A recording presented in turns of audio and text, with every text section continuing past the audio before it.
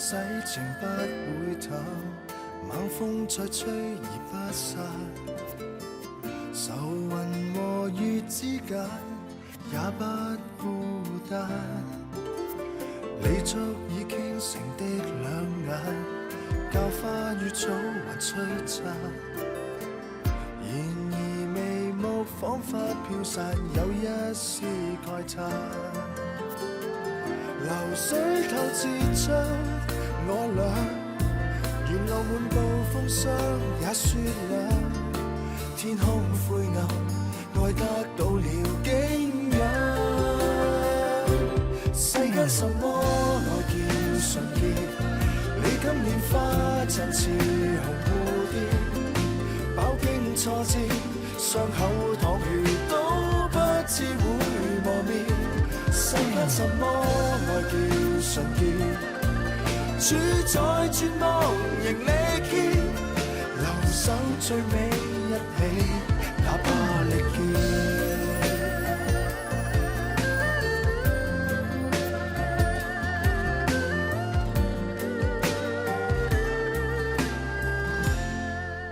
ពួកគេមូលបង្កាច់បងឈីងលួចអីវ៉ាន់ពេលនេះបងឈីងត្រូវគេវាយនៅមុខសាលាស្រុកស្ទើរស្លាប់ពួកគេថាពួកយើងបានសម្រេចចិត្តហើយ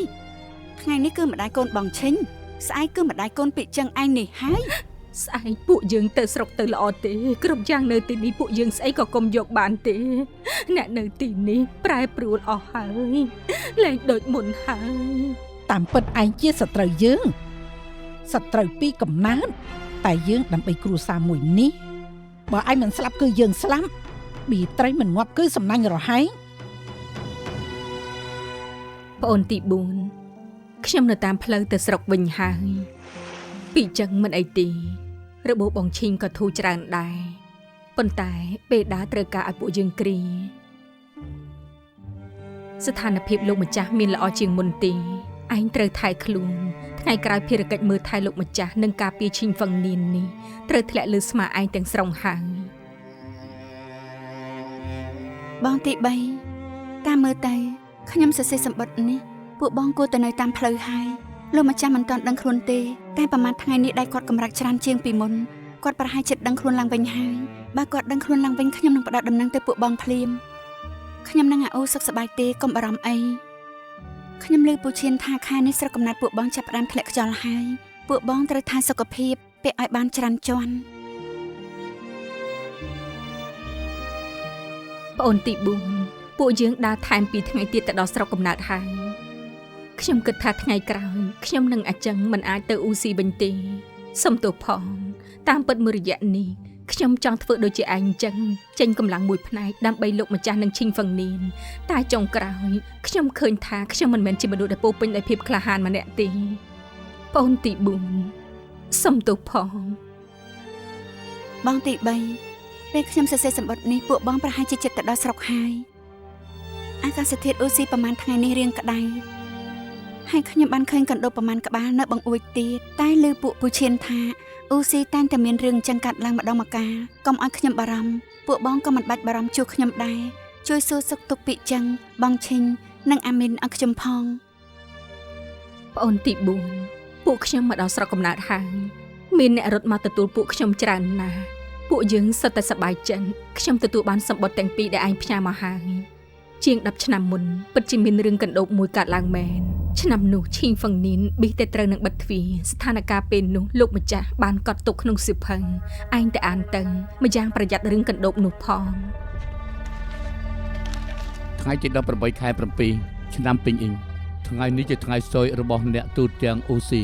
អាកាសធាតុពេលនោះក្តៅជាងកន្លះខែចង់ឲ្យមានភ្លៀងធ្លាក់តែគ្មានតម្រាំតែដឹងខ្លួនក៏ឃើញថាមេឃបែកជើងងងឹតចូលពេលយប់អញ្ចឹងឯគ្រប់គ្នារត់ទៅមើលលើផ្លូវឃើញថាមេឃពោពេញទៅដោយពពកខ្មៅដល់មើលឲ្យបានច្បាស់ទៅតាមពិតមិនមែនពពកខ្មៅទេគឺជាកណ្ដូបដែលគ្របដណ្ដប់លើផ្ទៃមេឃពាសពេញតែម្ដង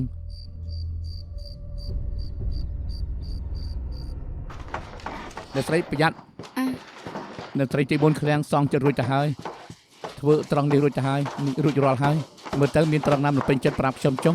តន់ក៏ម្ដងចង់កាយកុនយ៉ាងម៉េចតន់ពេលខ្ញុំមើលសិន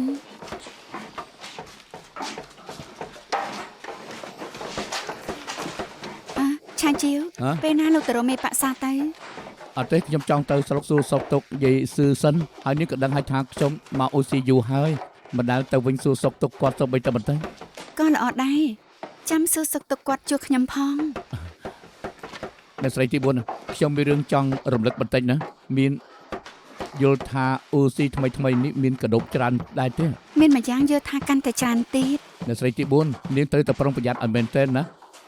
ពីតូចនៅស្រុកគឺខ្ញុំធ្លាប់ឆ្លងកាត់ម្ដងដែរអាកាសធាតុពេលនោះគឺដូចជាពេលនេះយ៉ាងចឹងក្តៅខ្លាំងណាស់ចង់ឲ្យធ្លាក់ភ្លៀងក៏មិនធ្លាក់បន្ទាប់ពីក្តៅខ្លាំងជាង10ថ្ងៃមកទៀតក៏ធ្លាក់ភ្លៀងមួយមេឃធំ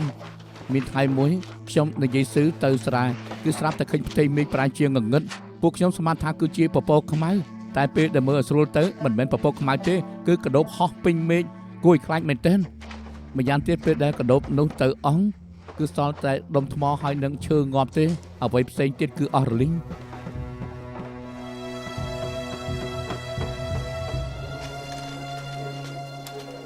លោកជីស៊ឺច្បាស់ជាពេញចិត្តហើយ ឆាជាវ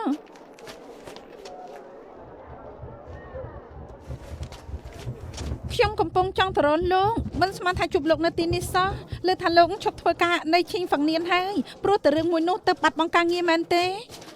មិនមែនព្រោះរឿងនោះគឺព្រោះតែរឿងអីទៅថ្ងៃកើតរឿងនោះដើមឡើងដល់ស្រីទី4ដំឡើងខ្ញុំឲ្យធ្វើការនៅឯឈិងហ្វឹងនៀនទៅហើយណា សុំទោសបងឆាជាវ មិនសុំទោសខ្ញុំទេ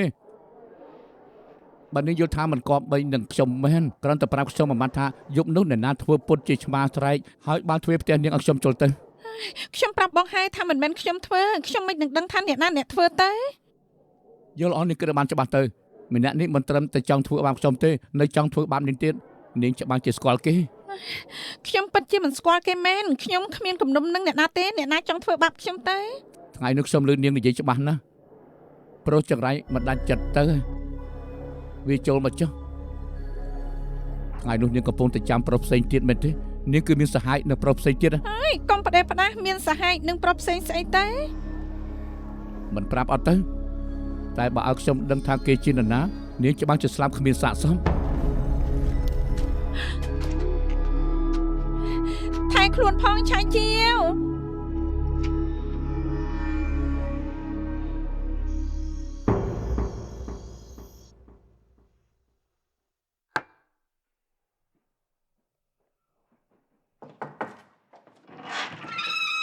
ហើយថ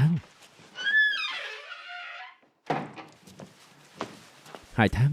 ពិបាកណាស់ទើបខ្ញុំរកទីនេះបានទីនេះស្ងប់ស្ងាត់ណាស់ថ្ងៃក្រោយពួកយើងមកទីនេះទៅមករយៈនេះខ្ញុំនឹកនាងខ្លាំងណាស់សំណាងផឹងខឹងទៅស៊ូជើបាត់មិនអញ្ចឹងពួកយើងគ្មានឱកាសស្និទ្ធស្នាលគ្នាទេ ទោះគេមិនទៅស៊ូចៅក៏គេមិនអាចមករកខ្ញុំដែរមួយរយៈនេះគេចេះតែរត់សៀងអ៊ីន មានខ្ញុំក៏ដល់នាងទៅបានហើយ ជាងពីវិនយប់នោះអ្នកធ្វើពុតជាឆ្មាស្រ័យគឺលោកលោកមានចេតនាបើកទ្វារក្រោយបញ្ឆោតឆាជាវចូលបន្ទប់ខ្ញុំ សំឡេងឆ្មាស្អីខ្ញុំមិនដឹងថានាងនិយាយស្អីទេ យប់នោះផឹងខឹងប្រាប់ច្បាស់ថាទៅជប់លៀងជាមួយបងប្អូនមិនមកវិញទេបើគ្មានអ្នកមានចិត្តធ្វើបាបខ្ញុំគេមិននឹងអាចស្រាប់តែមកវិញប្រាប់ខ្ញុំមកលោកធ្វើប្រាប់មក ខ្ញុំធ្វើតែវាយ៉ាងម៉េចខ្ញុំចង់ឲ្យឆាយជានោះទៅស្លាប់ទៀតខ្ញុំចង់ឲ្យគេកាប់ជាកំណាត់បោះចូលក្នុងទឹកឲ្យត្រីស៊ីប៉ុណ្ណឹងបានទេ លោកដឹងទេថាធ្វើអញ្ចឹងមិនត្រឹមធ្វើបាបឆាជាវទេលោកក៏ធ្វើបាបខ្ញុំដែរ ធ្វើបាបនាងស្អីទៅខ្ញុំប្រាប់ផឹងខឹងថាឆាយជានោះផ្លោះចិញ្ចាំងចូលមកចង់រំលោភនាងពាក់ព័ន្ធស្អីនឹងនាងទៅនាងទើបជាជនរងគ្រោះ សំណាងយប់នោះខ្ញុំនឹងឆាយជាវមិនបានធ្វើអីមិនអញ្ចឹងអ្នកដែលត្រូវបោះឲ្យត្រីស៊ីនោះគឺជាខ្ញុំហើយក ុំមាត់លឺពេកបើគេលឺធ្វើយ៉ាងម៉េចទៅ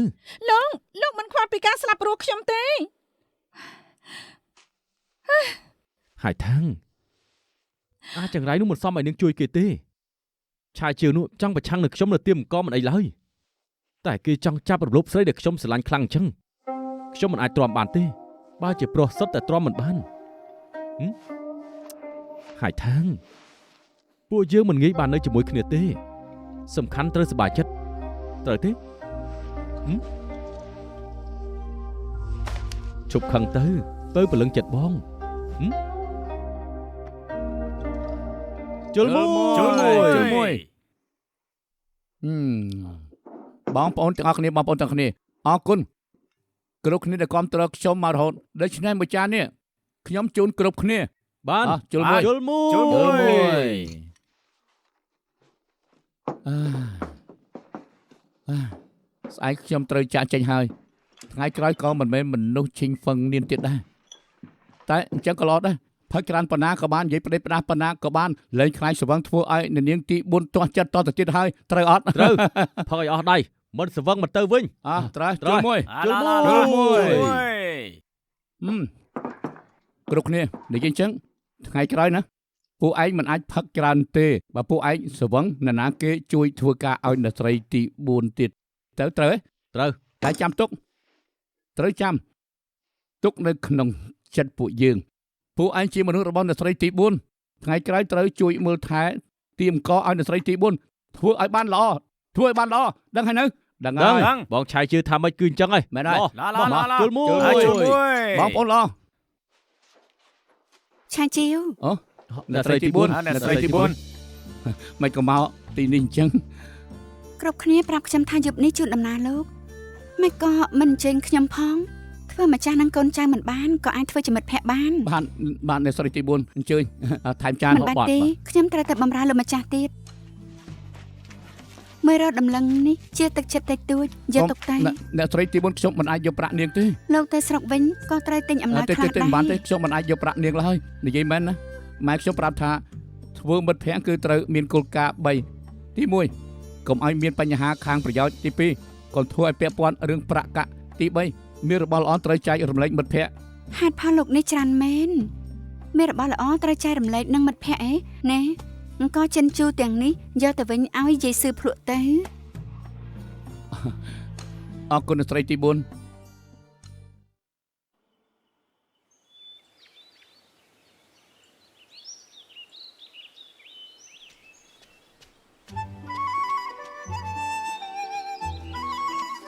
អ្នកប្រុសទី2នាងទេមានកាយលោកចប់ហើយលោកបងម៉ែលោកថាមកទីនេះមើលថាមានដីអាចទិញបានឬអត់តាមពិតមកដេកសោះខ្ញុំដេកស្អីទៅខ្ញុំមិនសែនភ្នូតាខ្ញុំទេខ្ញុំបាត់ភ្នែកព្រោះចង់ជជែកជាមួយនឹងគាត់នេះគឺភ្នូលោកតាលោកឯងភ្នូរបស់លោកតាលាវសានតាឈ្មោះលោកតាលោកនេះពិតជាអង្គអាចមែនច្បាស់ជាអង្គអាចហើយពីមុនតាខ្ញុំគឺជាអង្គរាល្បីឈ្មោះម្នាក់ចរិតគាត់ដូចឈ្មោះអញ្ចឹងឲ្យទៅជួបអ្នកដែលធ្វើបាបអ្នកទុនខ្សោយគាត់នឹងដកដៅសម្រាប់គឺចោលឲ្យទៅជួបនឹងរឿងអយុត្តិធម៌គាត់នឹងដកដៅសម្រាប់ចោលសម្រាប់ពីចឹងធ្វើសម្លេងដូចខ្មោចស្អីយើងជាលោកតាឯងស្លាប់រាប់សិបឆ្នាំហើយបើមិនសម្លេងខ្មោចឲ្យសម្លេងយ៉ាងម៉េចវិញនាងជាតាខ្ញុំហ៎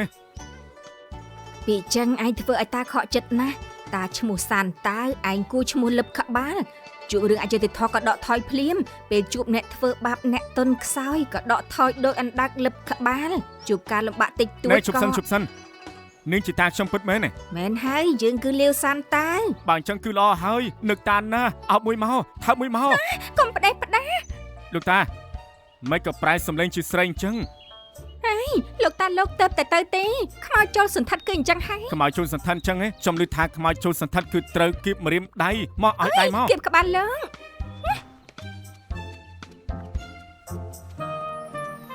ភឹងស្ទើស្លាប់ហើយ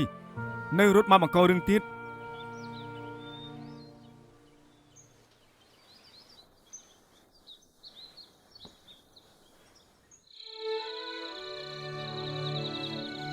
ម៉ែហូបម្ហូបផងកុំគិតតែពីហូបបាយត្រូវហើយអាជីវអង្គដែលអ្នកស្រីទី4ឲ្យពួកយើងនេះជាអង្គស្អីជាតិនេះហាម៉ែមិនដែលបានហូបបាយដែលឈ្ងុយនឹងទុនចឹងទេនេះឲ្យថាអង្គចិនជូបងចូលចិត្តហូបឲ្យច្រើនទៅបានហើយឯងហូបចោះបានហើយអញ្ចឹងថ្ងៃក្រោយត្រូវខំធ្វើការឲ្យគាត់ណាហាម៉ែតាមពិតចិត្តទេមានទៀមកមួយទៀតចង់ហៅខ្ញុំទៅធ្វើការប្រាក់ខែក៏ច្រើនតំណែងក៏ខ្ពស់ជាងមុនខ្ញុំក៏ពុនទៅគិតថាគួរទៅឬមិនទៅម៉ែគួរទៅគិតឲ្យខ្ញុំផងបានទេម៉ែអាយ៉ា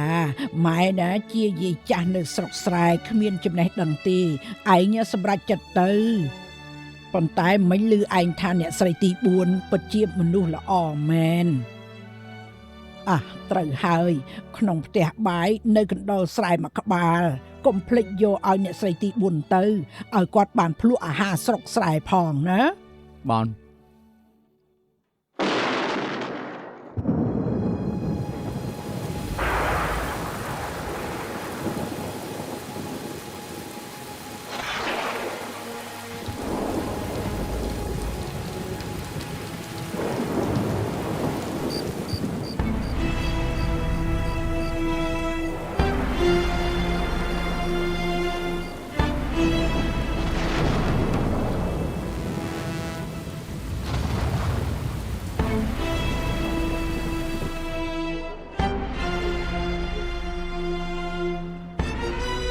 ធ្វើស្អី ស្អីនឹងខ្ញុំ ត្រូវរក ស៊ី ស៊ី ណា ស្អីទៅ ជុំស្អីទៅ ដឹងជាជុំអីជុំមែនទេ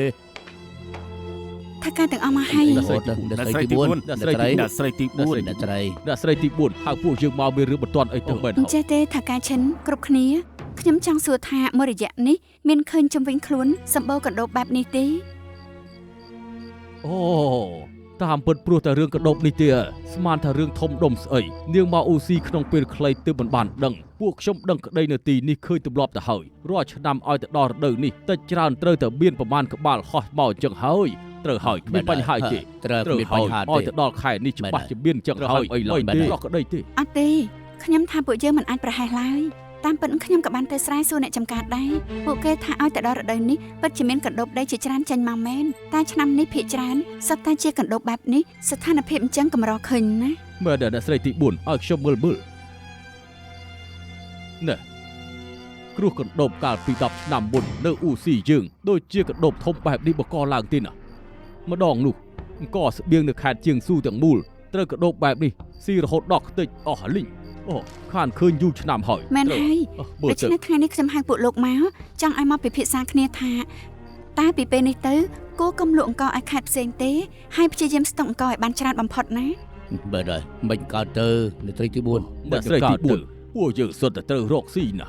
ខ្ញុំថាបារម្ភខ្លាំងពេកហើយតាមពិតបើមានគ្រោះថ្នាក់កណ្ដោបស៊ីមានលក្ខណៈ3ទី1រដូវក្តៅឆ្នាំមុនច្បាស់ជាស្ងួតខ្លាំងទី2រដូវរងាឆ្នាំមុនច្បាស់ជាប្រែជាកក់ក្តៅវិញទី3ច្បាស់ជាត្រូវភ្លៀងធ្លាក់ពេញមួយខែបែបនេះទើបអាចមានគ្រោះកណ្ដោបកើតឡើង ត្រូវហើយនិយាយត្រូវ ហើយអ្នកស្រីទី4 2ឆ្នាំនេះគ្មានស្ថានភាពទាំងនេះទេគ្រាន់តែ2ថ្ងៃមុនធ្លាក់ភ្លៀងខ្លាំងមួយមេតែប៉ុណ្ណោះ អត់ទេខ្ញុំនៅតែយល់ថាត្រៀមទុកមុនសុវត្ថិភាពជាង អូអ្នកស្រីទី4ពួកខ្ញុំចុះកិច្ចសន្យានឹងពួកគេរួចហើយបើរំសាយព្រោះតែកណ្ដោបប្រមាណក្បាលខូចខាតធំណាស់ ត្រូវហើយ ត្រូវហើយ ធ្លាប់គិតទេថាបើកាត់គ្រោះកណ្ដោបមែនធ្វើយ៉ាងម៉េច ពេលនេះលក្ខខណ្ឌតែ3មិនឃើញសូម្បីតែមួយ លក្ខខណ្ឌតែ3 មិនឡើង គឺ គឺ មិន មិន គឺមិន អាចមានរឿងចង្កើតឡើងត្រូវហើយ ម៉ែមិនទាំងឲ្យស្រីនោះធ្វើផ្ដេសផ្ដាស់បានទៅម៉ែមិននិយាយក៏មិនឲ្យពួកខ្ញុំនិយាយយូរទៅគ្រប់គ្នានឹងទុកគេដូចជាពុកគេនឹងខ្លាចជាមេធំនៅអ៊ូស៊ី ឯងចេះតែអញ្ចឹងឆេវឆាវខ្លាំងដល់ពេលណាទើបរៀនឆ្លាតបន្តិចទៅមើលស្ថានភាពសិនចាំដើរជំហានបន្ទាប់ ចាស់អុកបន្ទាប់ត្រូវដើរយ៉ាងម៉េចទៅបងធំ រឿងរកស៊ីស្អីក៏កុំខ្វល់ចាំទុកតែពីរឃ្លាននេះទៅឲ្យតែស្រីម្នាក់នេះឯកភាពពួកយើងប្រឆាំងឲ្យតែពួកគេប្រឆាំងពួកយើងឯកភាព ស្រួលអញ្ចឹងហ៎ ពេលនេះឆាយជាងនឹងពីចឹងចាក់ចេញហើយស្រីម្នាក់នេះប្រៀបបានគ្មានកងទ័ពជួយបើសិនជាការសម្រេចចិត្តគេខុសអញ្ចឹងពួកយើងប្រឆាំងទៅនឹងត្រូវហើយ ទោះបើការសម្រេចចិត្តគេត្រូវតែគ្មានអ្នកជួយធ្វើគេក៏អត់បានការដែរចុងក្រោយនៅតែខុស ពីវិនមិញនេះម៉ែទៅមើលពុកឯងឃើញម្រាមគាត់កម្រាស់ច្រើនលើងប្រហែលចិត្តដឹងខ្លួនហើយឯងគំរត់ផ្ដេសផ្ដាស់នៅកំដរគាត់ឲ្យច្រើនទៅ ម៉ែចង់បានន័យថា នេះម៉ែគឺចង់ឲ្យពេលពុកឯងដឹងខ្លួនមិនអាចគិតថាពេលគាត់សន្លប់ស្អីក៏ឯងមិនធ្វើហើយគិតតែពីរឿងដណ្ដើមកូនសោយល់ទេ ខ្ញុំយល់ហើយម៉ែ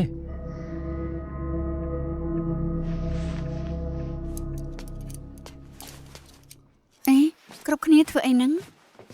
អត់ទេពួកយើងឃើញថាយូរហើយលោកម្ចាស់មិនតាន់ដឹងខ្លួនក៏ទៅវិហារសៀនជីសុំចង្គៀងអាយុវែងមួយឲ្យលោកម្ចាស់ពួកយើងចង់ធ្វើពិធីមួយជូនគាត់ម្យ៉ាងនៅចង់ប្រឡែងដើកមាស 1000 ក្បាលទៀតម្ យ៉ាងគ្រូពេទ្យឪយ៉ាងដែលខ្ញុំអញ្ជើញមកពិនិត្យពុកថាយល់ល្អធ្វើរឿងអីពេលធម្មតាដែលពុកចូលចិត្តដូច្នេះខ្ញុំក៏ហៅក្រុមតន្ត្រីមកលេងភ្លេងឲ្យពុកស្ដាប់មួយថ្ងៃលេង5យាមបើម៉ែមិនទម្លាប់ទេទៅដេកនៅបន្ទប់ផ្សេងទៅ អាគងនៅឈរថ្មឹងធ្វើស្អីទៀតខិតតែមុខបន្តិចចង្គៀងនេះត្រូវដាក់ទល់មុខលោកម្ចាស់ទៅបាន ព្យួរជាថ្មីទៅ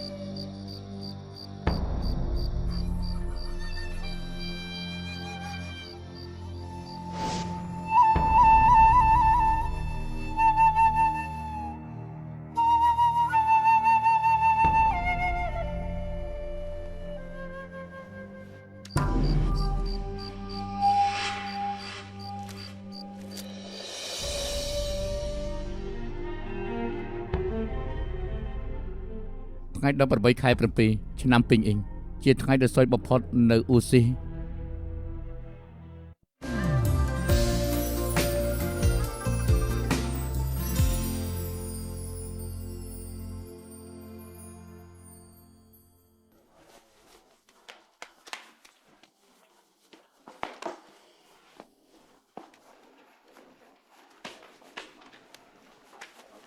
ថាការទាំងអស់សូមទៅផងឲ្យគ្រប់គ្នាចាំយូរហើយ អ្នកស្រីទី4 ជុំគ្នាហើយណី ជុំគ្នាហើយ យល់មក អ្នកស្រីទី4តាមពិតទោះជានាងមិនហៅពួកខ្ញុំមកក៏ខ្ញុំមករកនាងដែរការប៉ាន់ស្មានខ្ញុំខុសហើយពេលនេះកណ្ដូបកាន់តែច្រើនឡើងអ៊ូស៊ីអាចនឹងមានគ្រោះកណ្ដូបកើតឡើងមែន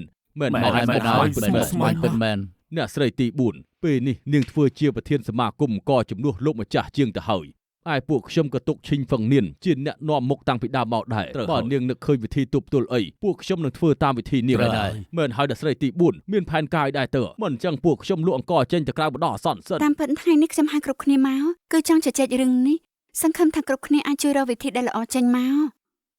ខ្ញុំគិតថាពួកយើងធ្វើការរួមគ្នាគ្រប់ទៀមកមួយថ្ងៃមិនអាចលក់ឲ្យលើសពី20តោនទេ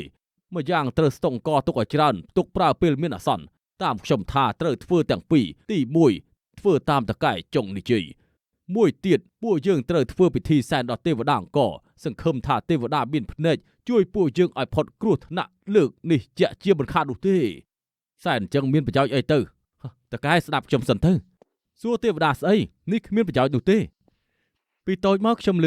អ្នកចំការចាស់ម្នាក់និយាយពីវិធីបុរាណមួយអ្នកចំការនោះអាយុប្រហែលជា90ជាងឆ្នាំហើយ វិធីស្អីទៅ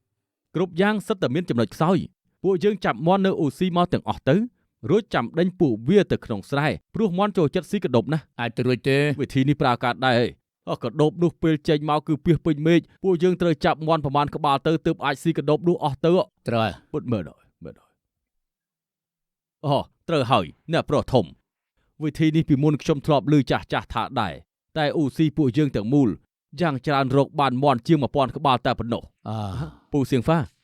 បើពឹងតែមន់នៅអូស៊ីច្បាស់ជាមិនគ្រប់ពួកយើងទៅទិញពីអេស៊ីងដែរទៅបានទេមិនអញ្ចឹងទៅទិញថែមពីស៊ូជើក៏បានដែរទិញពីកន្លែងណាក៏បានទៅដល់សាវស៊ីងទិញក៏បានដែរវាស្ថិតលើយើងទេត្រូវមានប្រាក់ទៅគឺបានហើយមិនអញ្ចឹងឲ្យបងប្រុសខ្ញុំប្រើទុកដឹកមន់យកទៅត្រូវហើយប្រុសជាងវិធីនេះខ្ញុំធ្លាប់ឮមែនតែមិនដែលមានអ្នកណាធ្វើទេធ្វើកើតដែរមែនទេថាកាយឈិនខ្ញុំថាមានកដប់100000ក្បាលចុះអញ្ចឹងពួកយើងទិញមន់100000ក្បាលមកវិញមន់មួយក្បាលស៊ីកដប់10ក្បាលអញ្ចឹងសត្វល្អិតអីក៏ស៊ីអស់ដែរអ្នកស្រីទី4នាងគិតយ៉ាងម៉េចដែរទៅសំទោខ្ញុំមានការតែក្រាមមួយផ្លែតបន្តិចទៀតខ្ញុំមកពិភាក្សាវិញបាទធ្វើមិនទៅអញ្ចឹងខ្ញុំថាយល់ល្អធ្វើទាំង3ហោះម្ដងទាំង3យ៉ាងម៉េចហើយស្តុកអង្គសែនទេវតាដេញមន់ចុះស្រែធ្វើទាំងអស់ទៅវាមិនខាត់ទៅហើយទេអីមិនដែរ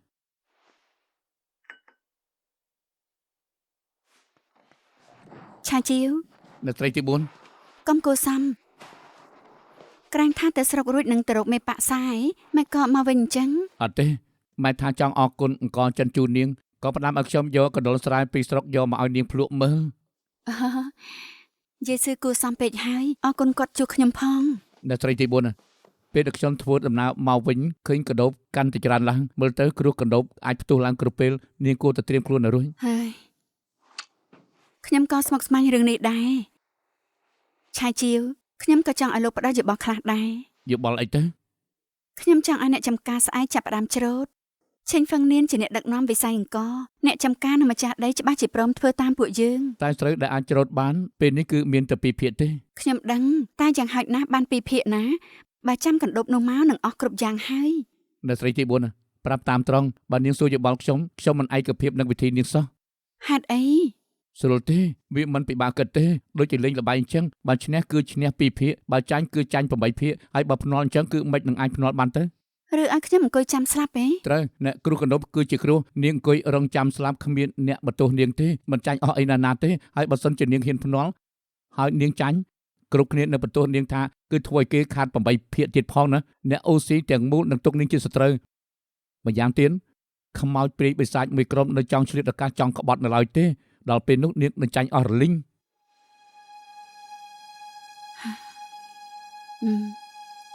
ឆាយជីវអរគុណដែលផ្ដល់កំណត់ឲ្យខ្ញុំចេញទៅពិភាក្សាតនឹងពួកថាការឈិនសិន ថ្ងៃក្រោយតំណេមកអង្គុយលេងនៅឈិញហ្វាំងនៀនទៅ អ្នកស្រីទី4បាទនាងជឿខ្ញុំកុំភ្នាល់អីខ្ញុំនិយាយមែនណាភ្នាល់មិនបានទេ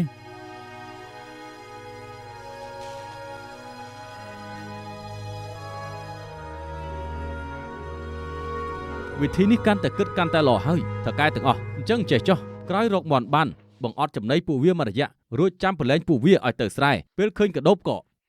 មែនហើយអ្នកស្រីទី4អ្នកស្រីទី4អ្នកស្រីទី4អ្នកស្រីដើមឡើយពួកខ្ញុំសង្ស័យថាប្រើមន់ទប់ទល់នឹងកដោបមិនអាចទៅរួចទេតែស្ដាប់អ្នកប្រុសជាងនិយាយទៅដូចជាប្រើការកើត ឈប់និយាយទៅខ្ញុំបានសម្រេចចិត្តហើយស្រែរបស់ឈិញហ្វាំងនៀនទាំងអស់ស្អែកនឹងធ្វើការច្រូតភ្លាម ស្អែកច្រូតមែនហើយ ថាការឈិនថាការទាំងអស់ខ្ញុំសង្ឃឹមថាគ្រប់គ្នានឹងធ្វើតាមខ្ញុំ មែនហើយអាចទៅធ្វើអញ្ចឹងកើតទេមែនហើយ ផ្ដេសផ្ដាស់ខ្ញុំប្រឆាំង ដឹងទេថាធ្វើអញ្ចឹងពួកយើងខូចខាតអស់8ភាគស្មើនឹងបាត់បង់អស់120000តម្លឹងខ្ញុំប្រឆាំង មែនហើយឯងមានគំនុំអីនឹងឈិញហ្វាំងនៀនទៅមិនក៏ចង់ឲ្យវាបិទទ្វារអញ្ចឹងខ្ញុំប្រឆាំងដែរ អ្នកស្រីទី4នាងធ្វើអញ្ចឹងខ្ញុំក៏ប្រឆាំងដែរ ថាការឈិនសរុបទៅថ្ងៃស្អែកខ្ញុំនឹងចោះស្រែច្រូតភ្លាមថាការទាំងអស់សង្ឃឹមថាពួកលោកឆាប់សម្រេចចិត្តគ្រប់គ្នាសុទ្ធតែដឹងថាគ្រោះកណ្ដូបលើកនេះអាចនឹងកាត់ឡើងគ្រប់ពេល ថៅកែទាំងអស់ស្អែកខ្ញុំចុះស្រែប្រាប់កុំឲ្យគ្រប់គ្នាច្រូតអ្នកស្រីទី4ស្អែកខ្ញុំនឹងប្រាប់កូនចៅថាពួកយើងមិនទទួលបញ្ជានាងឡើយពួកយើងហូបបាយរបស់ឈិញហ្វឹងនៀនមិនអាចធ្វើអ្វីមិនគប្បីនឹងឈិញហ្វឹងនៀនបានឡើយ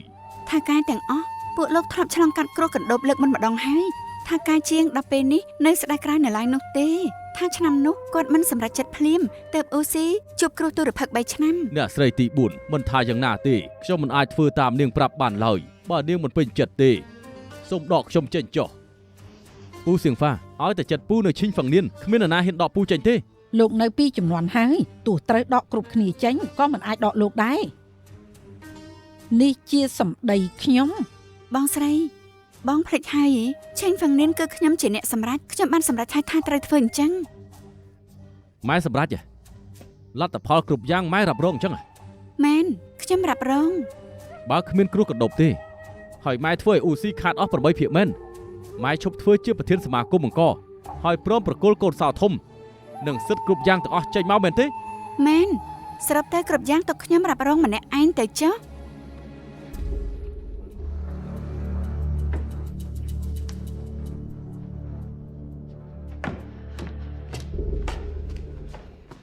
អ្នកស្រីទី4 អេឆាជីវក្រែងលោកទៅហើយហ៎ អ្នកស្រីទី4បើនាងអនុញ្ញាតខ្ញុំចង់នៅឈិញហ្វឹងនៀនបដាសិនដោះស្រាយឧបសគ្គជាមួយនាងសិនបើខ្មោចព្រាយបិសាចមកក្រុមនោះមិនឲ្យគេច្រូតស្រូវទេខ្ញុំនឹងហៅកូនចៅឃ្លាំងអង្គហើយហៅកូនចៅនៅប្រុសទី2ទៀតឲ្យគេជួយច្រូតគ្នាបើនៅតែមកគ្រប់ទេពួកយើងអាចចូលស្រែជួយច្រូតទៅ ហេតុអីលោកធ្វើអញ្ចឹង មួយជីវិតខ្ញុំនេះដឹងត្រឹមថាមនុស្សមិនដើម្បីខ្លួនឯងទេវតាបរាមុខមិនមាននរណាមិនគិតពីខ្លួនឯងតែគិតពីអ្នកដទៃទេតែខ្ញុំរស់នៅដល់ថ្ងៃនេះទីបំផុតខ្ញុំជួបបានម្នាក់ហើយនៅត្រីទី4ពីពេលនេះទៅខ្ញុំសម្រេចចិត្តធ្វើជាមនុស្សរបស់បកអ្នកត្រីទី4ទៀតចាំទៅដោះស្រាយទុកលំបាកជាមួយនាង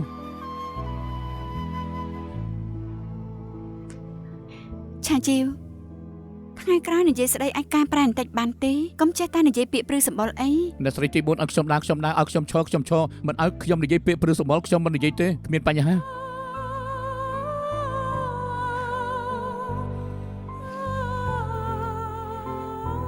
ពីចឹងសុំទោសដល់ពេលនេះទើបបានឆ្លើយនឹងឯងនៅចាំទេថាជាង10ឆ្នាំមុនធ្លាប់មានគ្រោះកណ្ដូបមួយកាត់ឡើង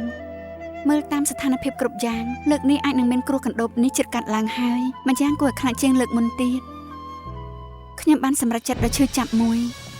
ខ្ញុំឲ្យអ្នកស្រែចម្ការទាំងអស់ច្រូតកាត់មុនពេលដើម្បីរក្សាផល2ភាគនោះយប់ប្រមូលផលមួយនោះភ្លៀងធ្លាក់ខ្លាំងណាស់បងធំបែរជាឲ្យគ្នាទៅរារាំងសំណាងមិនឆាយជាវនៅគេបានប្រាអាទិញអាសឹងនិងកម្មករនៅឃ្លាំងអង្គឲ្យទៅជួយគ្នាទីបំផុតក៏ច្រូតរួចមុនមេឃភ្លឺ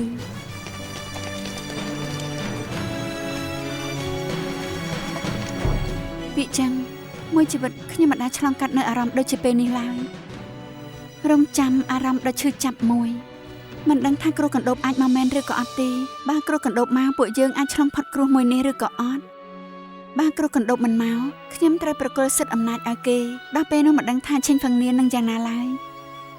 តាមពិតពីយប់នេះខ្ញុំដេកមិនលក់សូម្បីតែបន្តិចខ្ញុំបើកភ្នែកសម្លឹងមើលមេឃព្រោះខ្ញុំជឿថាក្នុងលោកគឺមានដំណោះស្រាយស្របគ្នានេះខ្ញុំក៏យល់ថាក្នុងចិត្តធូរស្បើយជាងមុនទេវតាដូចជាកំពុងប្រាប់ថាឯងធ្វើរឿងដែលគួរធ្វើទៅវាគ្រប់គ្រាន់ហើយឯរឿងផ្សេងទៀតប្រគល់ឲ្យខ្ញុំចុះពីចឹងឯងមិនបាច់បារម្ភទេពួកយើងច្បាស់ជាអាចឆ្លងផុតឧបសគ្គមួយនេះត្រូវតែចាំទុកពួកឯងក៏ត្រូវត្រៀមទុកមុនដែរព្រោះបាគ្រូកណ្ដប់កាត់ឡើងមិនត្រឹមតែប៉ះពាល់ដល់អូស៊ីទេក៏អាចនឹងប៉ះពាល់ដល់ស្រុកកំណើតពួកឯងដែរបើពុកឯងដឹងខ្លួនឡើងវិញខ្ញុំនឹងសរសេរសម្បត្តិប្រាប់ពួកឯងថែខ្លួនផងចុះម៉ែទី4អ្នកប្រុសទី2ថ្ងៃនេះដៃម៉ែលោកសំណាងមែនពិតជាមិនធម្មតាមែនណាម៉ែទី4ឯងផ្ញើសម្បត្តិមកហ៎ណែម៉ែខ្សែខ្ញុំចង់ទៅអ៊ូស៊ីវិញពុកឯងដឹងខ្លួនហើយយេមិនទាន់ទេតែអ៊ូស៊ីចិត្តមានគ្រូកណ្ដប់កាត់ឡើងម៉ែទី4បារម្ភដល់ដេកមិនលុកពីថ្ងៃឆាវជូអាទិញអាសឹងនិងពួកកម្មករមិនដេកមិនពុនទៅជួយម៉ែទី4ឯងសន្យានឹងម៉ែថាម៉េចម៉ែឆាវជូគឺជាអ្នកក្រៅតែគេបដូរជីវិតជួយឈិញហ្វុងនៀនក្នុងនាមខ្ញុំគឺជាអ្នកប្រុសទី2តកោជាងបែរជាមកទីនេះសប្បាយអញ្ចឹងយើងសួរឯងសន្យានឹងម៉ែថាម៉េចម៉ែទី4និយាយត្រូវឈិញហ្វុងនៀនមិនមែនជាទៀមមហូបឬមួយក៏ទៀមកណាត់ដែរតែជាទៀមអង្គមួយវាពាក់ព័ន្ធជាមួយមនុស្សច្រើនអ្នកពួកជាងមិនអាចអាត្មានិយមចឹងទេម្ដាយម្នាក់ណាមិនគិតគូរជួសកូនទៅទោះអាត្មានិយមក៏គ្រប់យ៉ាងដែលម៉ែធ្វើត្រូវដែរអ្នកស្រីទី3អ្នកប្រុសទី2កុំឆ្លោះគ្នាអញ្ចឹងឯងអ្នកស្រីទី3ពួកអ្នកជាម្ដាយកូនមានបញ្ហាអីជជែកគ្នាតាមស្រួលទៅណែម៉ែនិយាយត្រង់ខ្ញុំក៏ត្រង់នឹងម៉ែអ្វីដែលខ្ញុំប្រាប់ម៉ែពីមុនគឺបោកម៉ែទេខ្ញុំមិនអាចចង់នៅទីនេះឡើយខ្ញុំគ្រាន់តែចង់រៀបចំឲ្យម៉ែរួចខ្ញុំនឹងទៅវិញធ្វើអីនឹងអ្នកប្រុសទី2គាត់ជាម្ដាយលោកនិយាយតាមស្រួលទៅឯងទៅវិញធ្វើស្អីទៅដណ្ដើមទ្រព្យនឹងពួកគេចោះដណ្ដើមកូនសៅធំនោះទៀតហើយឯងល្បិចច្រើនដូចពួកគេទេជើងសួរឯងល្បិចស្មើនឹងពួកគេទេណែម៉ែខ្ញុំទៅវិញជួយឈិញហ្វឹងនៀនទប់ទល់ជាមួយនឹងគ្រូកណ្ដប់នោះឯងទៅវិញអាចគ្មានគ្រូកណ្ដប់ឯងទៅវិញមានវិធីកម្ចាត់កណ្ដប់នោះកូនយើងប្រែជាពូកែអញ្ចឹងតាំងពីពេលណាពេលនេះម៉ែទី4ត្រូវការគ្នាដើម្បីជួយម៉ែទី4ឯងមើលឲ្យច្បាស់ទៅយើងទៅជាម្ដាយឯងគេមិនមែនទេចូលឈិញហ្វឹងនៀនជាផ្ទះម៉ែដែរទេ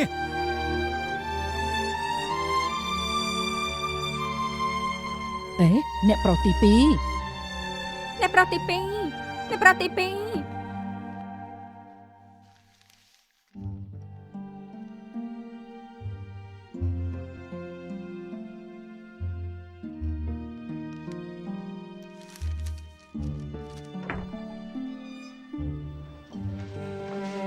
អ្នកស្រីទី3អ្នកប្រុសទី2គាត់បានបាត់ខឹងហើយតែគាត់ខ្លាចថាអ្នកនៅខឹងដូច្នេះឲ្យខ្ញុំមកសុំទោសអ្នកជំនួសគាត់ខ្ញុំយល់ពីអារម្មណ៍របស់គេខ្ញុំមិនបានខឹងគេទេមកអង្គុយមកអ្នកស្រីទី3តាមពិតអ្នកប្រុសទី2កតញ្ញូណាស់ពេលមកវិញគាត់ក៏កំដរអ្នកទៅលេងសាច់ញាតិបងប្អូនយ៉ាងសប្បាយចិត្តហើយក៏កំដរអ្នកលេងម៉ាទៀវនិងពួកពូទី18យ៉ាងសប្បាយចិត្តដែរតែតាមពិតគាត់ធ្វើពុតនោះទេគាត់មិនសប្បាយចិត្តឡើយអាមីនលើកនេះទៅអ៊ូស៊ីវិញឯងអាចទៅជាមួយគេបានទេមើលថែគេជួខ្ញុំបានទេអ្នកស្រីទី3អ្នកមិនទៅវិញនឹងអ្នកប្រុសទី2ទេខ្ញុំទៅវិញនឹងខ្លាយជាម្រេចរបស់គេដល់ពេលនោះបងធំបងទី2នឹងប្រាខ្ញុំដូចពីមុនអញ្ចឹងប្អូនទី4នឹងមានសត្រូវថែម្នាក់ទៀតតែទុកអ្នកនៅស្រុកម្នាក់ឯងដឹងហើយរបួសចង្កេះម៉ែឯងក៏មិនទាន់ជាឲ្យគេនៅទីនេះកំដរខ្ញុំមើលថែខ្ញុំទៅបានហើយបានទី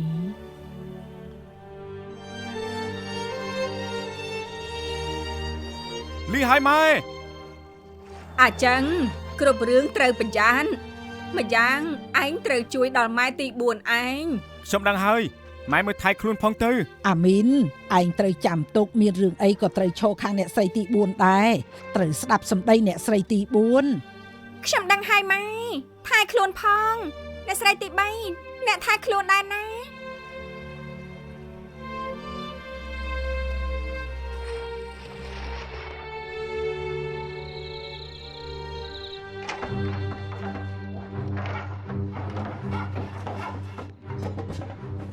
គ្រប់គ្នាប្រឹងបន្តិចទៅមានចិត្តភ្លឺហើយ បងឆាយជឿប្រាប់ឲ្យដឹងខ្លះមកហេតុអីសុកហៅពួកខ្ញុំមកទាំងកដាយប់ឲ្យបិទឈើធំមួយនៅលើដំបូលឃ្លាំងអញ្ចឹងមែនហើយមានរឿងអីទៅអាចប្រាប់ពួកខ្ញុំបានទៀតមែនហើយ ខ្ញុំប្រាប់ពួកឯងហើយថាប្រាប់មិនបានទេសរុបទៅនៅត្រីទី4ឲ្យធ្វើអីធ្វើទៅម្យ៉ាងទៀតខ្ញុំប្រាប់ពួកឯងម្ដងទៀតណារឿងនេះត្រូវរក្សាជាសម្ងាត់ពាក់ព័ន្ធដល់ជីវិតណាក៏មិនអាចប្រាប់បានដែរប្រពន្ធក៏ប្រាប់មិនបានដែរដឹងហើយនៅ ដឹងហើយបងឆាយជឿតាមពិតពួកខ្ញុំក៏បារម្ភពីអ្នកស្រីទី4ដែរបើកដោបនោះមិនមកទៀតមិនដឹងថាគាត់បកស្រាយប្រាប់គ្រប់គ្នាយ៉ាងម៉េចនោះទេ បារម្ភច្រើនបានកែទៅជីវិតមនុស្សមាន10ឆ្នាំប្រហែលលើកពួកយើងធ្វើការដើរតាមអ្នកស្រីទី4សុបាយចិត្តមានន័យមកកុំគិតច្រើនធ្វើការទៀត ធ្វើការ មក ធ្វើការ មកអាពេញខិតម្ដុំនោះមកខាងលេខសិនទៅ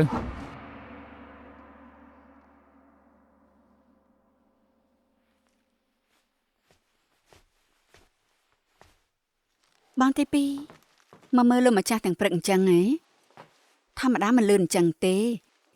តែក៏ត្រូវដែរឈិងហ្វឹងនៀនគ្មានឯងមិនបាននោះទេលោកម្ចាស់យ៉ាងម៉េចហើយម៉ែនេះលោកម្ចាស់ដូចជាមកមើលប្រមាណម៉ាត់ខ្ញុំក៏ចង់ស្ដាប់ថាគាត់និយាយអីដែរតែស្ដាប់មិនច្បាស់តែមើលទៅលោកម្ចាស់ចិត្តដឹងខ្លួនហើយហើយខ្ញុំបារម្ភជំនួសឯងមិនខ្ញុំដើរតាមផ្លូវអ្នកចំការទាំងនោះចង្អុលមុខខ្ញុំជេរថាអ្នកឈិញហ្វឹងនៀនម្នាក់គ្មានអ្នកណាល្អនោះទេធ្វើឲ្យពួកគេខាត់បង់អស់8ភាគនៅថាមានកណ្ដូបស្អីទៀតតែសូម្បីសម្ោលមួយក្បាលក៏មិនឃើញផងបងទី2បងអាចជួយលោកម្ចាស់រឿងមួយបានទេរឿងអីបើពេលក្រោយដឹងថាការសម្រេចចិត្តរបស់ខ្ញុំខុសខ្ញុំមិនអាចនៅគ្រប់គ្រងឈិញហ្វឹងនៀនទៀតតើបងអាចប្រើសមាជិកភាពជាអ្នកស្រីទី2គ្រប់គ្រងឈិញហ្វឹងនៀនកុំឲ្យពីបិនធ្វើផ្ដេសផ្ដាស់ដល់ថ្នាក់ការរកស៊ីលោកម្ចាស់ខ្ទេចខ្ទីអស់បានទេប្អូនទី4តាំងពីឯងចូលមកខ្ញុំរៀនចេះច្រើនណាស់ខ្ញុំមិនអាចល្ងងដូចជាពីមុនទៀតឡើយកុំចង់មកបំបែកខ្ញុំនឹងបងធំបងទី2បងគិតថាលោកម្ចាស់គ្មានអារម្មណ៍អីលើបងមែនទេមែនអាចមានអារម្មណ៍ស្អីអាចមានអ្នកមានអារម្មណ៍នឹងយន់ការពារខ្មោចដែរហ៎នេះគឺកំណត់ហេតុដែលលោកម្ចាស់សរសេរមួយរយៈមុនខ្ញុំបើកមើលនៅក្នុងនេះគឺមានកន្លែងមួយសរសេរពីស្ថានភាពថ្ងៃដែលអូកើតទំនេរអានមើលទៅ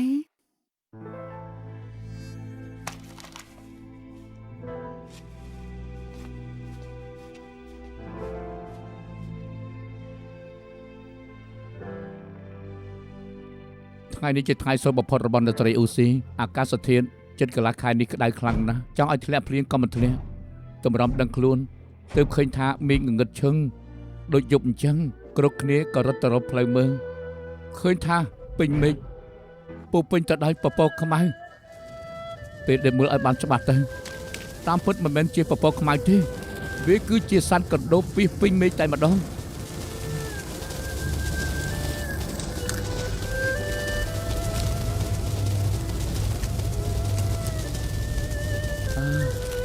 ទីបដាលេងសើចនឹងខ្ញុំមែនអាជាវបែរជាត្រូវសម្រាលនៅថ្ងៃនេះវីវហើយលោកម្ចាស់វីវហើយមានរឿងអីគាត់អ្នកស្រីទី2ណាមិនប្រក្រតីអាចនឹងពិបាកកើតដូច្នេះលោកត្រូវទៅហៅគ្រូពេទ្យមកទើបបានអាគង់ឯងឆាប់ទៅហៅពេទ្យមកណានាងចូលទៅសិនទៅលោកម្ចាស់ស្ថានភាពខាងក្រៅនឹងថាខាងក្រៅមានកណ្ដូបច្រើនឯងប្រាប់ពេទ្យទៅថាអស់ប្រាក់ប្រមាណក៏យើងព្រមដែរលោកម្ចាស់ចុះគ្រូពេទ្យឯណាគ្រូពេទ្យខ្ញុំគ្រាន់តែឈឺចេញពីទ្វារកណ្ដូបទាំងនោះក៏បានហោះសម្រាប់មកមុខខ្ញុំសូម្បីតែភ្លើងក៏ខ្ញុំមើលមិនឃើញដែរគ្រូពេទ្យមិននឹងព្រមមកទៅអញ្ចឹងធ្វើមិនទៅមែនហើយបើគ្មានគ្រូពេទ្យបងទី2អាចនឹងមានគ្រោះថ្នាក់អាគង់ឯងទៅត្រៀមភ្លើងនិងអាវស្បឺមួយនិងមួកមួយឲ្យខ្ញុំទៅជើញពេទ្យផ្ទាល់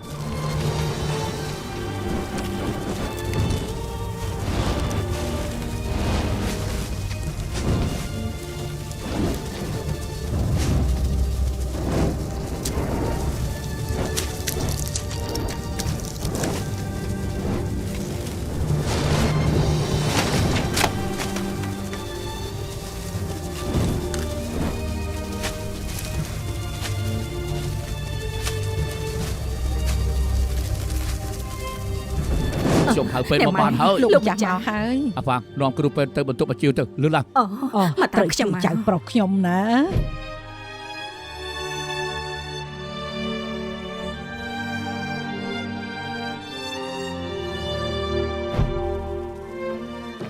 គ្រូពេទ្យយ៉ាងម៉េចហើយគ្រូពេទ្យយ៉ាងម៉េចហើយ លោកម្ចាស់ជាងស្ថានភាពគ្រោះថ្នាក់ណាស់ យ៉ាងណាក៏ត្រូវតែជួយចៅប្រុសខ្ញុំដែរ ត្រូវលោកត្រូវខំប្រឹងណាស់ លោកម្ចាស់ជាងខ្ញុំចង់សួរលោកបំបត្តិបើដល់ដំណាក់កាលសំខាន់ម្ដាយកូនមិនអាចបានសុខសប្បាយទាំងពីរនាក់លោកចង់ឲ្យខ្ញុំការពារម្ដាយឬការពារកូនទៅ មិនថាយ៉ាងណាទេលោកមិនចាំបាច់ខ្វល់ឡើយជួយម្ដាយគេទៅស៊ីបផុតអូកើតហើយអ្នកបានសប្បាយចិត្តដល់ហូតទឹកភ្នែកខ្ញុំក៏សប្បាយចិត្តដល់ហូតទឹកភ្នែកដែរអាចជឿបានកើតកូនប្រុសម្នាក់ឲ្យខ្ញុំរងការលំបាកច្រើនគឺវិនឹងអស់ទាំងជីវិតទេកូនស្រីរបស់គេមួយនេះខ្ញុំត្រូវតែចាំទុកខ្ញុំត្រូវស្រឡាញ់ថែរក្សាប្រពន្ធម្នាក់នេះឲ្យបាន